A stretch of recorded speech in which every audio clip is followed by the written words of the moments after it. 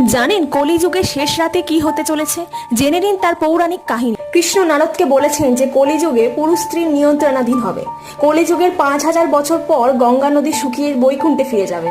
আবার 10,000 বছর পর সমস্ত দেব দেবী মর্ত ছেড়ে নিজ ধামে ফিরে আসবেন। ব্যক্তি সমস্ত ধর্মীয় কাজ করা বন্ধ করে দেবে। একসময় অন্ন ও ফসলের উৎপাদন বন্ধ হয়ে যাবে।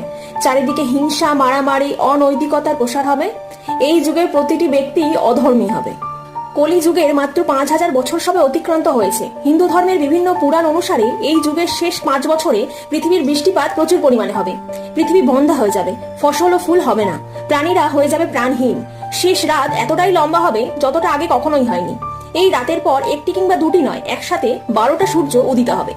এই সূর্য পৃথিবীতে অস্ত যাবে না যতক্ষণ না তারা পৃথিবীর সমস্ত জল শোষণ করে নেয়। এরপর ভগবান শ্রী বিষ্ণু কল্কি অবতারের মাধ্যমে পৃথিবী থেকে ধর্ম ও অশুভ শক্তিকে ধ্বংস করবেন।